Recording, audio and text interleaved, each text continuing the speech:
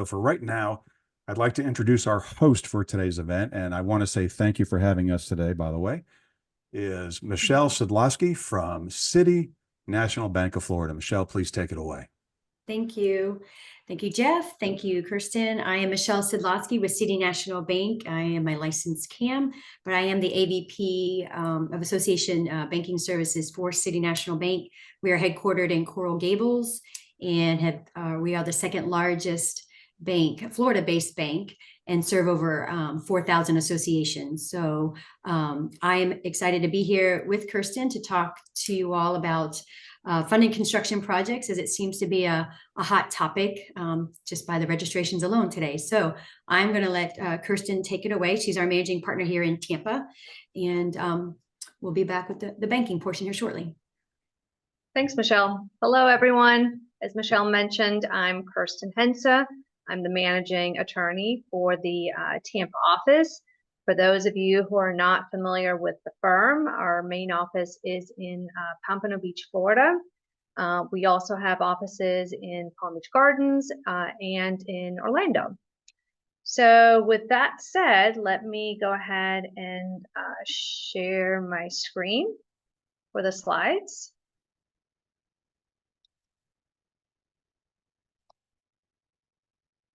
All right. Now these slides will be available to you to download after the webinar. All right. Correct. And we see it. It looks good. All right. All right. So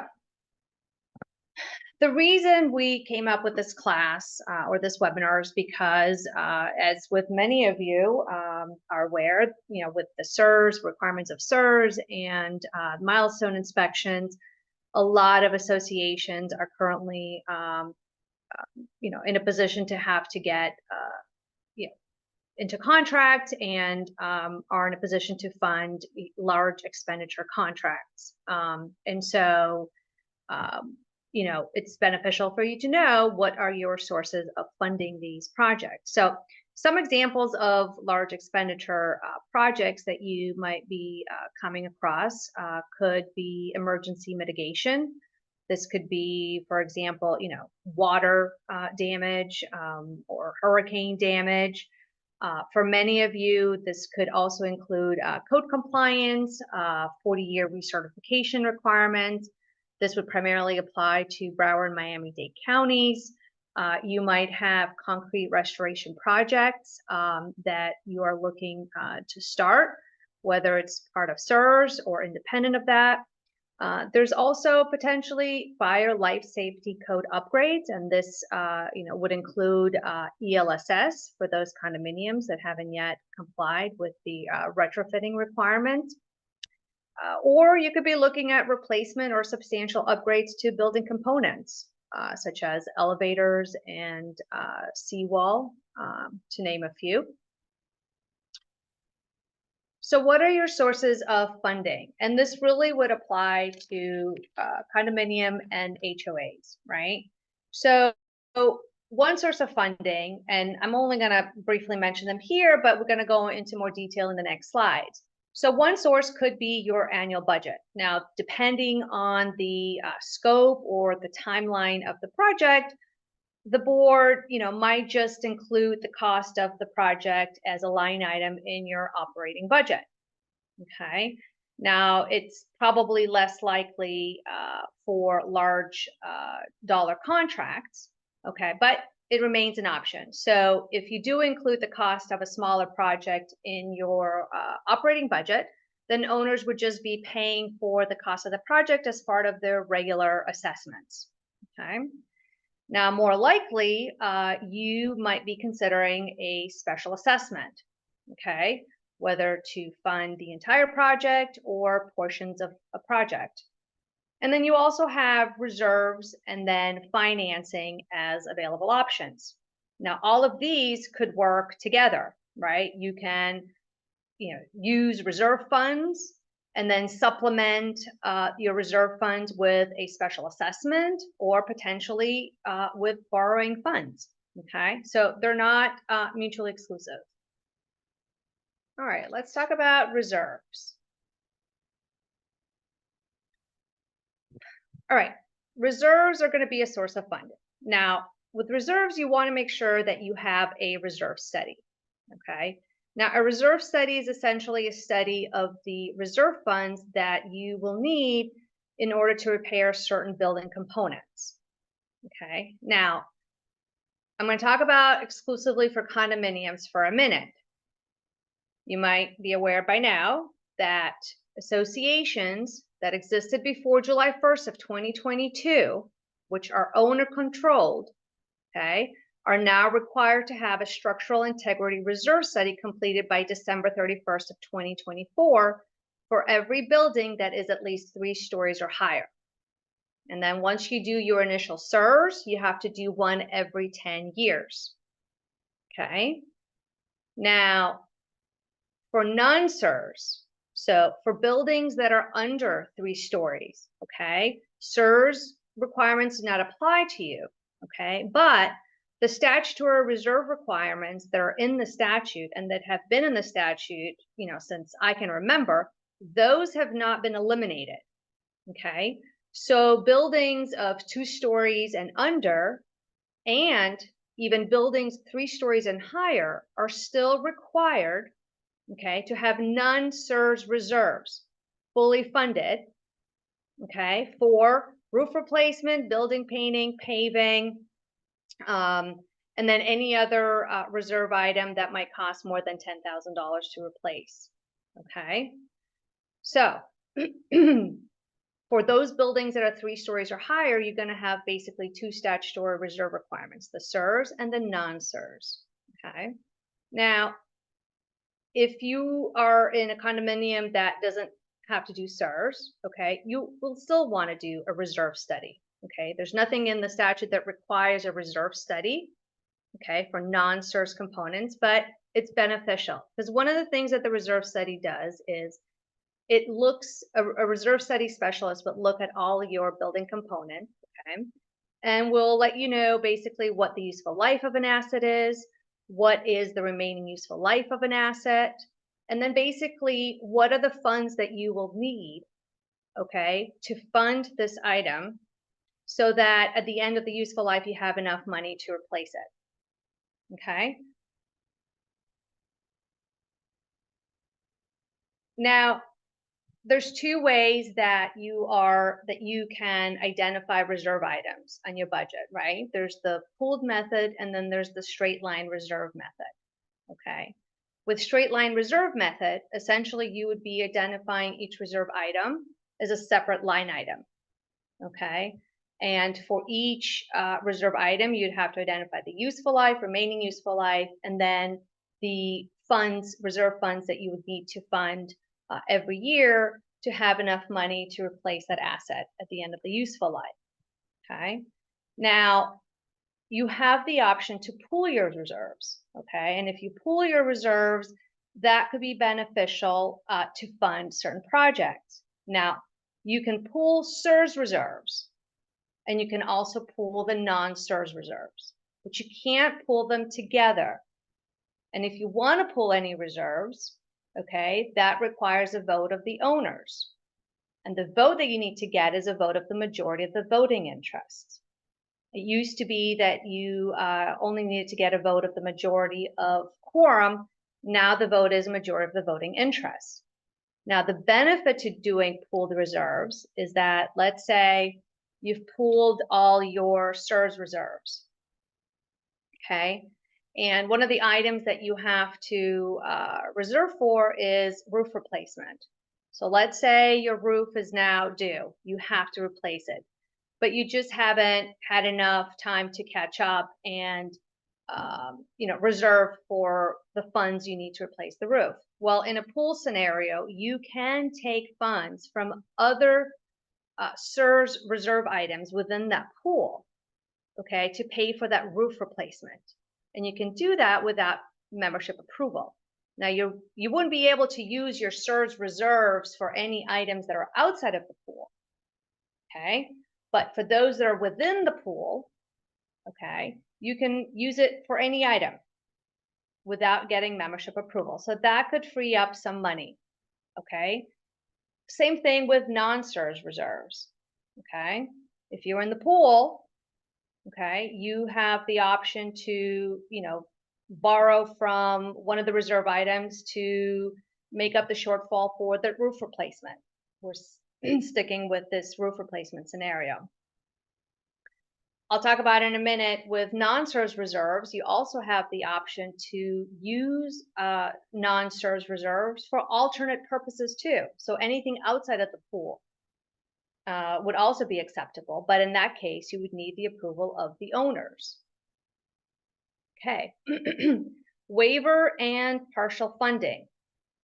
One thing to keep in mind with CEUs reserves is that if you are required to have CEUs, okay, then for budgets adopted on or after December 31st of 2024, the association now has to fully fund those CEUs items, and owners cannot vote to waive or partially fund those. Okay.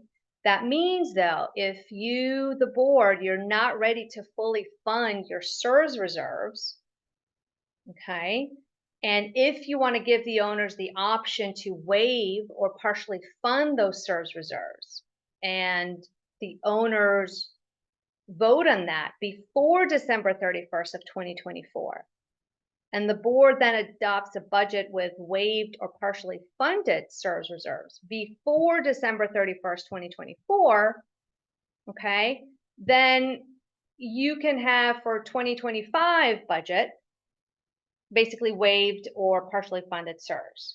Okay, so that could potentially free up some funds for you to, fund projects. Okay. For non-CEUs reserves, okay, owners can still vote to waive or partially fund reserves. Now, it is a board decision. It is purely discretional and up to the board whether you want to give owners the option to waive or partially fund non-CEUs reserves. If you give the owners the option, okay, then you'll need to get a vote of the majority of the voting interest. It's no longer a majority of quorum, now it's a majority of the voting interest to waive or partially fund the non-CEUs reserves. Now, alternate use of reserve funds. As I mentioned, if you're required to have CEUs for budgets adopted after December 31st of 2024, owners can no longer vote to use CEUs reserves for alternate purposes. Okay, so the statute identifies all the components for which you have to fully fund CEUs. Okay, owners will no longer be able to use any of the reserve funds allocated for any of those components for alternate purposes. However, for non-CEUs reserves, that still remains an option. So if you have a reserve account that you have been funding, let's say for roof replacement, $500,000, and you need to, I don't know, repair a seawall or do major concrete restoration, $1 million project, you can present to the owners the option of using those reserve funds that have been allocated for the roof and to use it for a construction project, provided, however, owners have voted in advance, okay, to use those funds for alternate purposes. And the vote that you need to get is, again, a vote of the majority of the voting interest. Now, for HOAs, okay, the big question that you want to ask with HOAs and reserves is, has the membership voted to establish statutory reserves? Okay, unlike condominiums with HOAs, whether it's statutory reserves or not, really it's a question of whether the owners at some point approved for the association to fund statutory reserves. And you'd have to look at your association records to see if there has been a recorded vote at some point from the owners establishing statutory reserves. If so, okay, then those reserves are statutory, which means that they have to be funded, waived, and or partially funded in accordance with the statute. Okay, so that means you'd have to fully fund every year unless the board wants to give the owners the option to either waive or partially fund those reserves. And the vote that you would need for that for HOAs would be a vote of the majority of the voting interests at a meeting at which quorum is present. So it's a majority of quorum. Now, if you cannot find any record of owners establishing statutory reserves, then that means these so-called reserves are not really reserves. They're more of a discretionary fund. Okay, they're more operating funds that the association can then use for any bona fide purpose, such as funding any construction project. All right, moving on to special assessments. Now, again, special assessments, this can be used in conjunction with reserve funding, or, in addition to any funds borrowed. Now, the statutes, both for 718 and 720, give the associations the authority to adopt special assessments. In addition, you might have that authority in your governing documents. Now, in terms of adopting the special assessment, you will do that likely at a board meeting. Okay. The content of the notice, okay, that's something that's governed specifically by both statutes. And the statutes say that notice of a board meeting at which you're going to adopt a special assessment, okay, has to include a statement that you're considering the special assessment. It has to include an estimated cost, and then the description of the purpose of the special assessment. So if you're taking a concrete restoration project, your notice will say, on this date, this time, at this location, the board is going to meet to consider a special assessment for the purpose of undertaking, concrete restoration or repair of a seawall, whatever the case may be. And the amount of the special assessment being considered is, X amount. Now, a good faith estimated amount is what you have to disclose. It doesn't have to be down to the penny. Okay.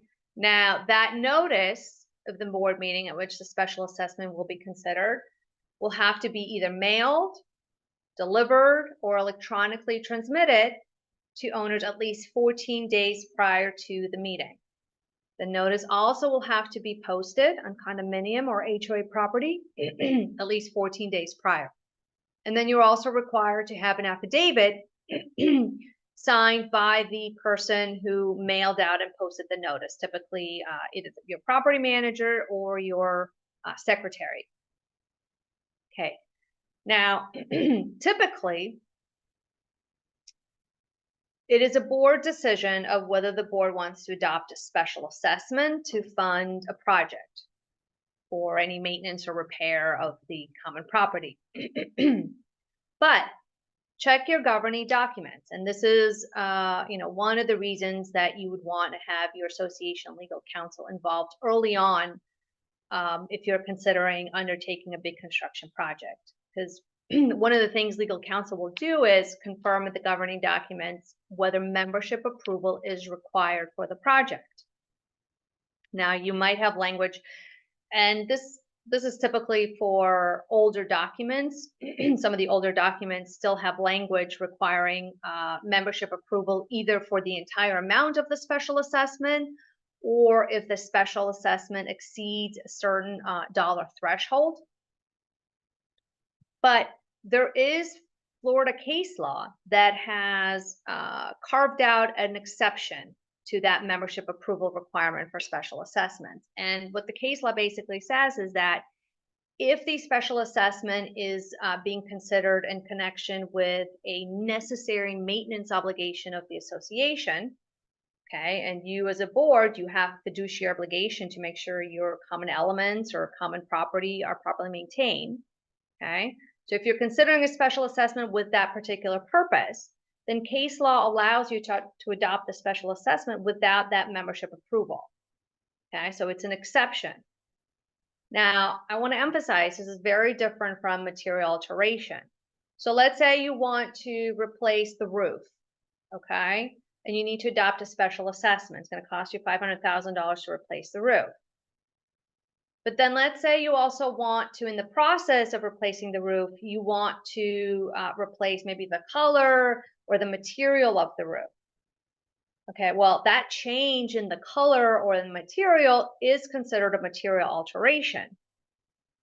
Okay, so while you might not require membership approval to adopt the special assessment for the actual replacement portion of this project, okay, you might need membership approval in order to change, the color, the style, or the material of the roof, and you'd have to take a look at your governing documents.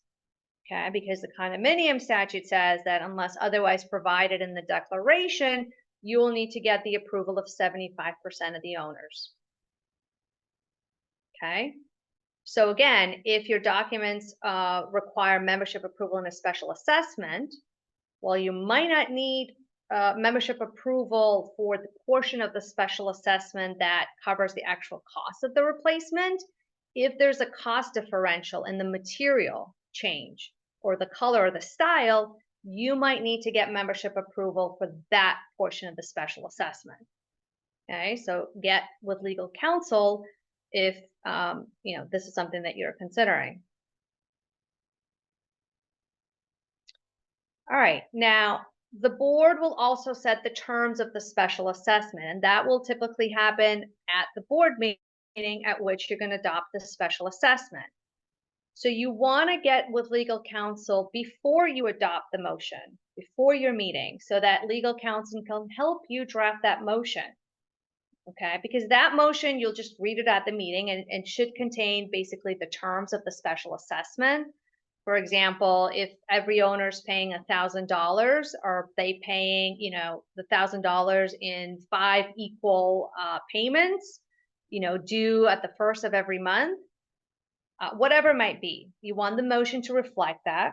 You'll want the motion to indicate that each owner will be paying their, undivided share that they own in the common elements or in the common property, whether it's a percentage or if each owner pays an equal share.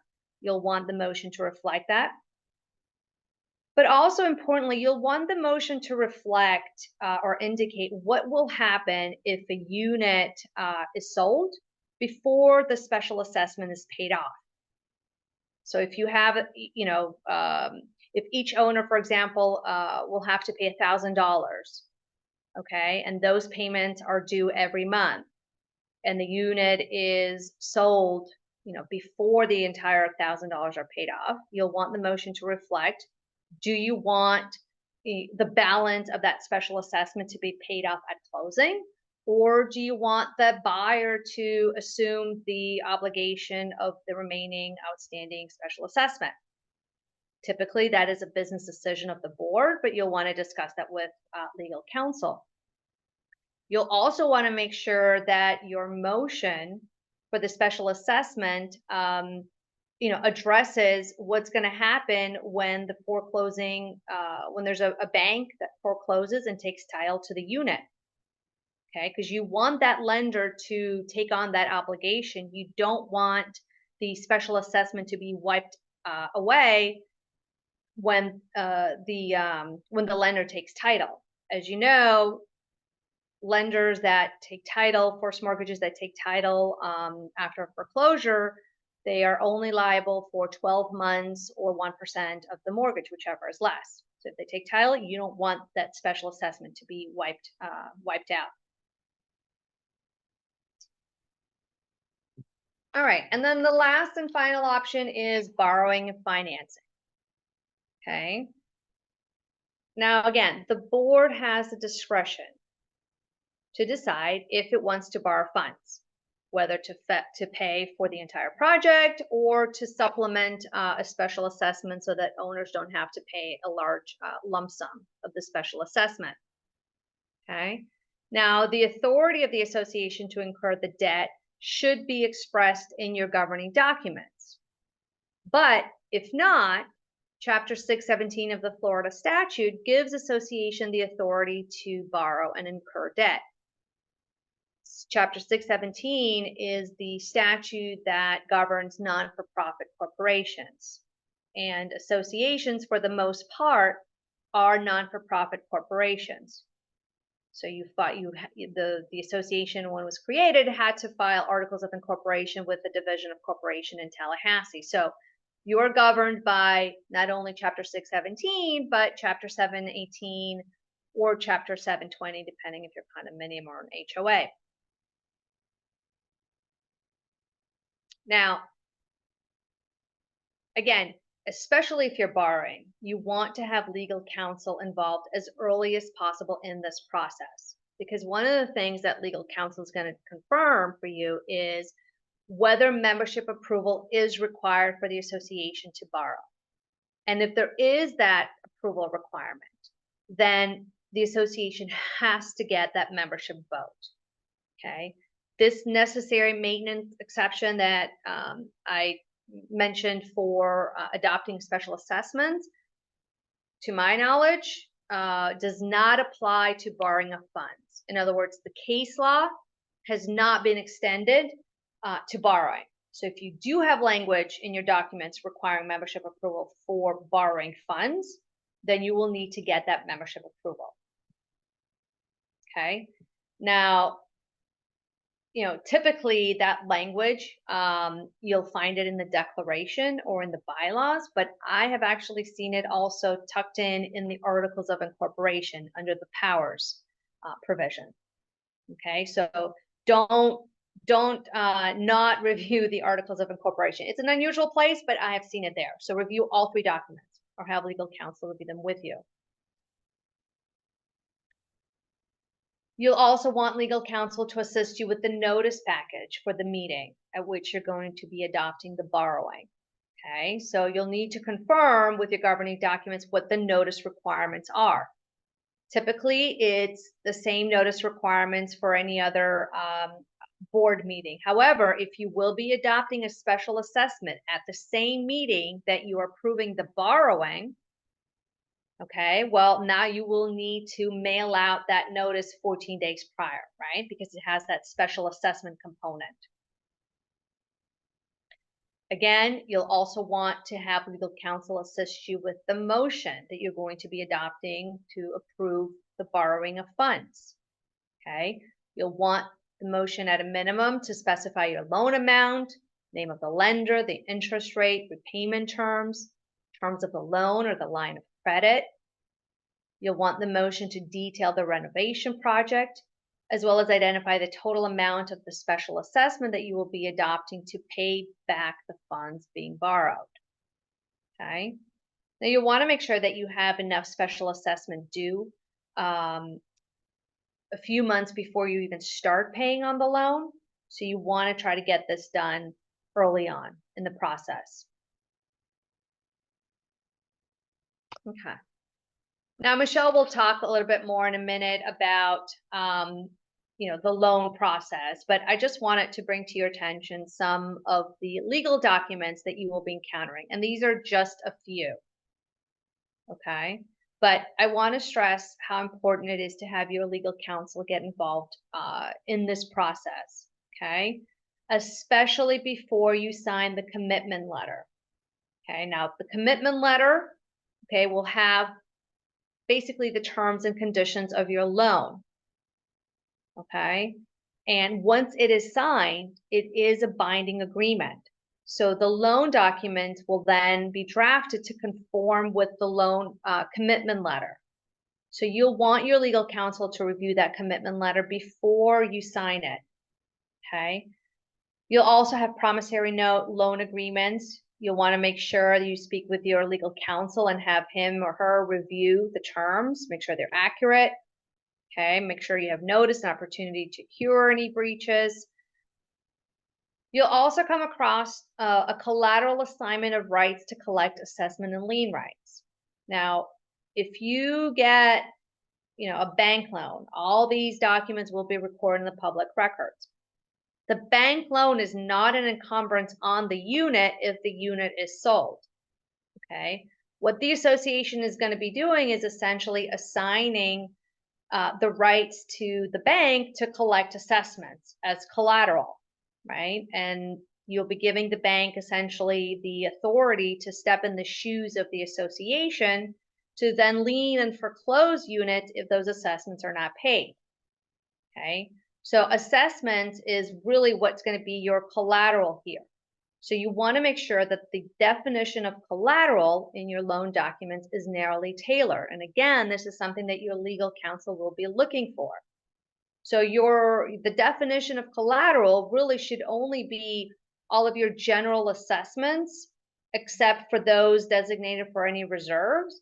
And then really any special assessments that are being approved for this particular project, okay? Anything beyond that really should not be part of your collateral. So any insurance proceeds, for example, or really any other special assessment adopted for any other project, okay? Closing documents.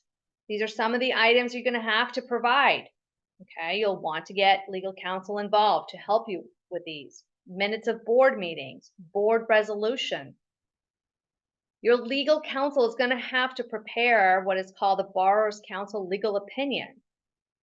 So your attorney is going to be reviewing all these documents, and then the bank is going to require your attorney to provide this letter, okay, that's basically attesting to certain things.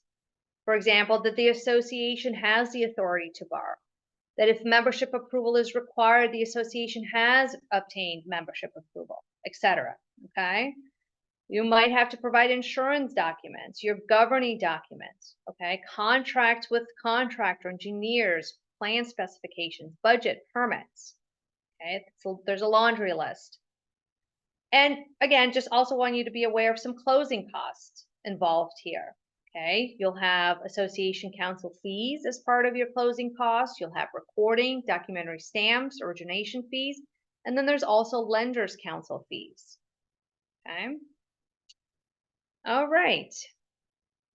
And I think that concludes my portion of the presentation. So now I will turn this over to Michele.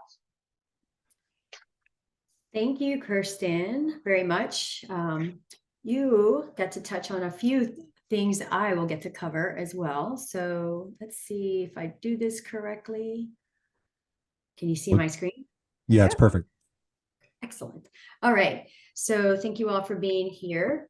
So I just kind of want to touch on, I want to do lending 101. I don't want to go too deep into this. I'm happy to address any questions that are going to be, more detailed, but, managers now, we're in a time where we never had to think about lending, right? And think about all the things that have hit us really hard, insurance, premiums and state statutes. So, you need to look at all your options. So, between your banker and your attorney and those people that you rely on, we want to make sure that we get you the information you need to make an informed decision. So this is just the outline here. I want to make sure we leave some time for questions, but when to consider a loan, I think, when you're starting to look through your budget and what projects you have coming up, whether it's something that's, 5 years down the road, 10 years down the road, the one thing I like to have in the conversation is what projects do you have for the year?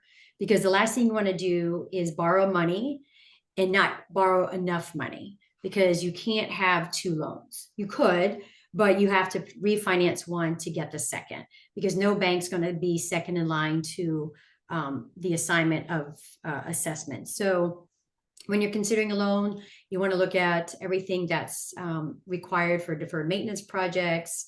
Maybe you're buying a piece of land that's on your property to do something with, reserve funds, insurance premium financing. So there's different ways to do loans, and for different reasons that you might need to borrow money. So here's the types of loans. We take a look at non-revolving line of credit. We do term loans. So term loan is going to be depending on how much money you're going to borrow and how far out do you want to pay. So, you can look at a 3-year loan, or you can go out 10, 20. We have loans that are out 20 years based on the dollar amount you need to borrow. We also do some 558 claim loans, but our most common loan is an interest only to term loan. So if you have a project maybe your project's an 8 to 10 month project, we can do a non-revolving line of credit for the first 12 months. And at the end of that 12 months, it turns to a loan. And what that does, it just allows you to pay the interest on what you're borrowing. And it's kind of a line of credit. So when you have an invoice to pay, you let us know, we put that money in the account, and then you can pay that invoice. So it's kind of a draw, if you will. And that's kind of the most common, because it gives you the opportunity to delay making a loan payment until the project's complete. So when we evaluate loans, there's some information we need to collect to evaluate to see if it's a loan that the bank wants to take on. So, we have a questionnaire, some information about the loan, about what you're looking for, what the funds are for. We need 3 years of financial statements, delinquency statements, your budget, and any building certifications. If your building's approaching 40 or 50 years old, our credit team wants to see that you've had that certification done. But we take into account your delinquencies, any foreclosures, what the special assessment percentage increases over your general assessment. And that kind of tells us, if that special assessment is affordable for all your residents. Now, your residents aren't affected. The default of the loan goes to the association, not the residents. So to be clear, yeah, we do look at delinquencies and that percentage of special assessment over general assessment, but we do want to make sure that your association's incurring an assessment that's affordable for your residents. So we take the list of other things in account, the term of the loan, the time frame, and we will ask for contracts. To Kerstin's point, we do ask for scope of work. We will ask for things that the loan is going to be used for. You have to be very specific on what the loan is for. You can't just say we need money for repairs. What repairs are you doing? So these are the things that you're going to have to be detailed with, and how much. We're at some point in the underwriting process, they will say how much of this, 1.5 million is going to the sidewalks, how much is going to ELSS. We need detailed information, because we need to make sure that the funds are being used for what they've been requested for. As far as us as a bank, usually the unit size, the association size, 50 units or more, minimum loan amount about 250,000. We can go out to 30 million. And I would say give yourselves 30 to 60 days to close the loan. And I'd say more than less, only because we have to collect documents, and it's all just a matter of timing, the back and forth, working with your attorney to sign things, to review things. So if you need money in November, you should start looking a few months out, because you're probably getting bids and things like that. So I mentioned this is the document list, the 3 years operating budget. Our credit team does like to see audited financials, because that tells us those financials were certified, especially, based on state statute, based on your size of your association. But we see most of the associations coming to us are those that are over $1 million budget anyway. So audited financials are typically part of that. So we do have some insurance requirements, and that's listed in the term sheet and the or commitment letters, we call it, you might know it as. So how will the association pay back the loan? We always ask the loan proceeds. Some associations don't like the term special assessment. So whether you special assess and don't borrow and get enough money you need for your project, that's great. But suppose you need to special assess to get the money to pay back a loan over a period of time. So you can do it a couple ways. Special assess. You can increase your general assessment over a period of time. Claim proceeds aren't dependable, so we don't really like to rely on those. You can ask your unit owners when you're talking about special assessment in your association, hey, how many can pay in advance? And I always suggest this, because you might get 20-30% of your membership that can pay that special assessment in full. And that's just less money you have to borrow. So it's always a good idea to say, hey, we might have this special assessment, who can pay it in full? And that gives you some more money towards your project.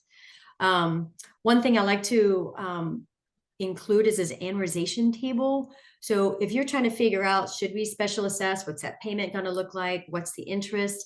There's a tool here that we use to help calculate the payments to include interest over that time period. This is a free tool. It's online. So you can actually go in there, the amount of the loan, the life of the loan, and that'll give you an idea of what the payment would look like. So that's just a tool that you can use to do that. So there are fees, as Kerstin mentioned, loan origination fees, and collateral in this situation for associations is not the building itself. It is the assessments, those that are getting paid to the loan if it's a special assessment. And one thing Kerstin did bring up, we do need to see approval of the special assessment passed. That is one of the documents that needs to be submitted when we go through the loan documentation and credit underwriting process. So the collateral is the general assessment or special assessment, whichever you deemed. We like to see that the average payment not to exceed the general assessment more than 50%. Otherwise, we have to mitigate why your special assessment is 75% over your general assessment. We don't want to see that. Delinquencies, this is our thresholds. The other banks that you may have relationships may have different credit policies, but this is when we're evaluating a loan opportunity. These are the things that we look at.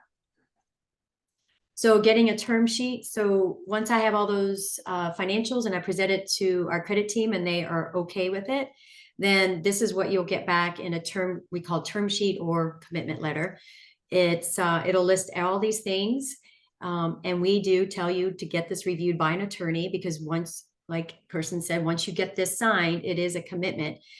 There's typically a commitment fee, and that's based on the amount of the loan. And once that is signed and paid, then we get into the underwriting process. And the underwriting process is when our underwriting team is evaluating all the loans, documentation. I'd say much like buying a mortgage, getting a mortgage, right? It's the same process. So from term sheet to close, this is what I was just speaking about. The loan documents, the promissory notes, the collateral assignments, the UCC financing statements, and any other documents that come back from credit and say, hey, we need to see this, we need to see that. It may be reserve studies, it may be additional financial statements, any environmental compliance. So it just could be a number of things as we get to get the loan to close. So what we always suggest prior to closing, so if you're in closing, that typically means we're taking on the loan. So what you want to do, and I, as a relationship manager, work with the association to do up the accounts, because the loan account, once they put the money in the account, will need to be tied to an account, a special assessment account, so that those special assessment proceeds are for the loan proceeds. So that gets, it's a kind of a debited account. So we're going to make sure that all the insurance is in place. Any more association documents to be reviewed by bank counsel, because we have a counsel that will communicate with your counsel to make sure that we get to the finish line. We will be asking for articles of incorporation and any other documentation the credit underwriting team deems necessary. Any engineering reports. The older the buildings, the more information we're going to ask for. And then we need to be added as a loss payee on insurance. This is pretty typical as a COI. And then any kind of property appraisal information to make sure that what we're underwriting the loan for is for the value of what the property replacement is. So I know I kind of ran through that. I didn't want to get too granular. I do have my contact here if you have specific questions, and our phone number. Would you like me to stop sharing, Jeff? Oh, no, I'll take care of that. You go ahead Okay. with your description. So that might have been fast, but I think that I'm just trying to give the managers some kind of loan language that they can use when having conversations with their boards. I have conversations all the time that don't lead to loans, and it's okay. But you just want to make sure you evaluate all the opportunities you can to get the funds necessary for your association to get the work done. Well, this is great stuff. Thank you both. Okay, so I see a couple questions I can address pretty quickly. Percentage. So remember, some of this is City National. It may not be every bank out there. So when I evaluate a loan, these are things that I look at, or our underwriting team does. So we got a question, what percentage are you looking for regarding owner occupied versus rentals? Our rental threshold is typically 50%. And if you're in like a Panama City Beach area, and it's normally going to be more than 50% because we have clients up there, I can mitigate that by saying, hey, this is Panama City Beach. This is a high rental area. So it can be mitigated, but 50% is usually our threshold. Another question, 48 unit condos who may need a new roof. 48 on the threshold, I can take a look at a couple other particulars. I can take a look at it and see if that's something we want to take on. So that's a case by case. Do we look at the number of units that are being rented by the owner, by unit owners? So what is the number allowed? So if you're mentioning, this question is about how many, if one owner owns a higher percentage, that's also a case by case. So the rentals, we'd look at rentals and delinquencies and foreclosures. If there's someone that has more of an interest, that's gonna be a case by case basis. And I think the 36 units, there are banks that lend to under 50 unit associations. So this is just a threshold we have. I know that there are banks that will work with smaller associations. So not that you don't qualify for a loan, but for us, that's kind of our threshold. It's something we have to mitigate. That's kind of all I see that kind of pertains to me, Kerstin. There's a question here from David. Verify what percentage of voters is 20. If 20 votes, do we just need the majority of the 20 people, or does it mean majority of the whole association because they could all have one vote? So to simplify, if you have a community that has 100 units or 100 lots, 100 lots, and you need a vote of a majority of those owners, it would be 50% plus one. Okay, so you would need a vote of 51 of the owners, or whatever it is that, you know, the membership is taking action on. Let me see. Can you confirm that all of this also applies to a 718 cooperative? Yes. So everything we've talked about would apply to 719, including the CEUs portion. Okay, so for co-ops, co-op associations that have buildings 3 stories and higher, they're all subject to CEUs requirements as well.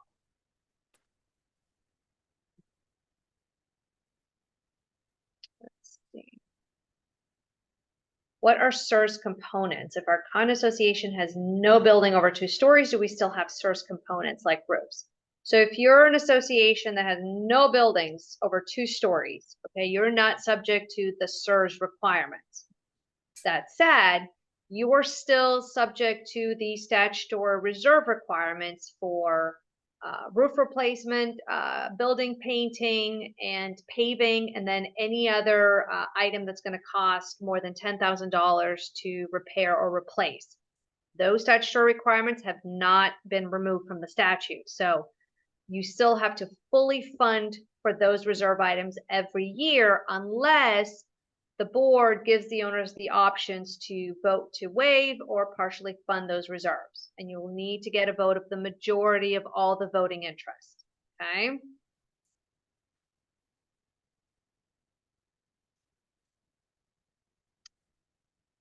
Can you combine CEUs and non-CEUs reserve studies?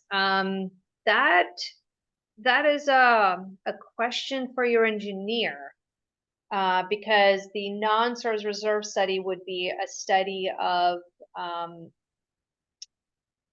really just the reserves that I mentioned, those 4, and the CEUs components. Okay, the items that the engineer is going to have to inspect for the CEUs. It's much more. It's a more comprehensive list. Okay, and those are specifically set forth in 718 and 719. Okay.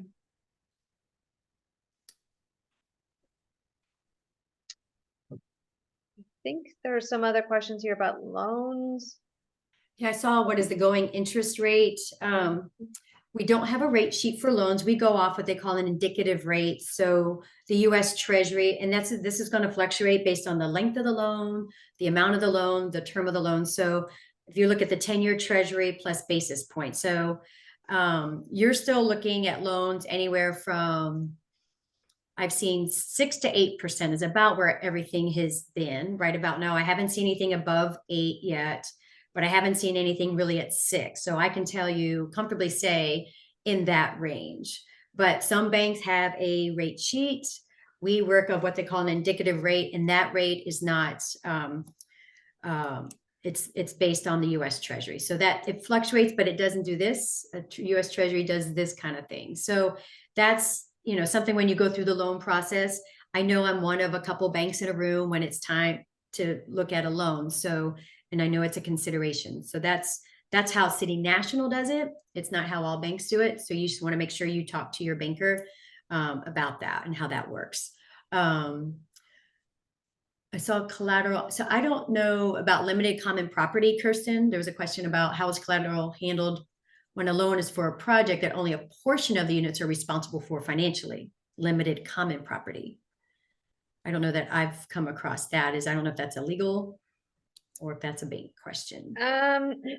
That's probably going to depend on what your governing documents say. I mean, I'm not sure what the limited common property is. Is it really just limited to specific number of owners, or are we talking about, for example, balconies? Because balconies could be a limited common property and every unit potentially has a balcony. So I think that's going to be something you want your legal counsel to you want to discuss this with legal counsel and have them review your documents. Let's see what else. I guess are the newer questions at the bottom, or are they at the top? More towards There's a the question bottom. here of what the actual CEUs requirement items are. It's 11 items. They are. Off the top of my head, roof, structure. That's up to really the engineer to decide what the structure is. I mean, it could be pretty much anything. Waterproofing, painting, fireproofing. There's windows and doors, but only all of these components is really only for property that the association is responsible to maintain. So that was actually a clarification in the statute in this last legislative session. So like windows and doors, it's really only windows, doors the association maintains. So for that, you're going to have to look at the governing documents to see if the association maintains all the windows and doors in the units or just for the common elements. And then another component of CEUs is really any other item that's going to cost more than $10,000 to repair or replace, and that's not going to affect all these other components. So for example, elevators or like a seawall, I mean, that's really up to your engineer to determine, is that something that would fall under CEUs or not? Would the absence of maintaining this affect all these other components, right? So that's where you'll get an opinion from your engineer on that. So it's a reserve. It says, we're in the process of having to do a large concrete restoration project. Our reserve study was done in 2020. How often do we need a reserve study? Goes on to say, I'm thinking that we would wait to do the reserve study at the same time of doing our major project, as that will change what we would have to save for reserves. We as a bank like to see reserve studies every 3 years if you have a loan with us, but that's after the fact. So I don't know if you can answer that differently. Yeah, I mean, there's a lot of questions. Like I'm not sure if you're building 3 stories or higher. If you've done a reserve study before, let's see, 2020, it could potentially serve, it could potentially qualify for as your CEUs if it meets the requirements, but that's a discussion with your engineer that you'll have to have.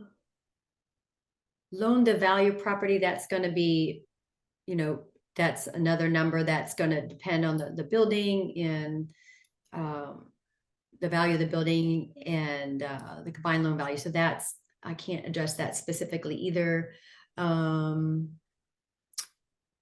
I don't know if I see anything else because we have like 1 minute left. Yeah, folks, there's so many people registered today. We never get to all the questions. We'll definitely submit a full Q&A report to both of our instructors after the fact. And the link in the chat area in the evaluation is another field there where you can ask some maybe more specific questions, or if you are seeking some contact from either one of our instructors today, that's also the place to let us know. Well, we appreciate you all being here and your time today. Hope you enjoyed your lunch if you were lunching with us. We certainly appreciate sharing our knowledge and our experience with you, and happy to do so after this webinar today too. Thank you, Michele. And Michele and Kerstin, I'm going to remain on for another couple of minutes to, and I'll activate the chat. So if anybody has any technical questions with regards to the evaluation or anything that we have coming up, you can ask me into the chat now. Before you head out, ladies, please, one more time, even though it's on your screen, just let everybody know the best way that they can contact you other than the evaluation that they're filling out. I can be reached via email, which is right here, it looks like there. Feel free to my cell phone number. I carry it all the time. I am going on vacation next week. So other than that, emails are great, and I can sort them as I need to. But I do like to be pretty responsive. So happy to address your questions via email. Likewise, you can reach me at also my email, like right there. Or you can call the main number of the office, 954-928-0680. Feel free to go on our website. And again, can't stress enough how important it is for you to get your association counsel involved in really adopting your special assessment or borrowing funds. Eventually, if you turn over a collection, a unit over to us for collections, we will invariably require you all the backup documentation. And as I'm sure your legal counsel would too. And if you don't have the proper documentation, the proper motions, the proper notices, your counsel will just not be able to proceed with collections for closure. So seek the guidance of your attorney.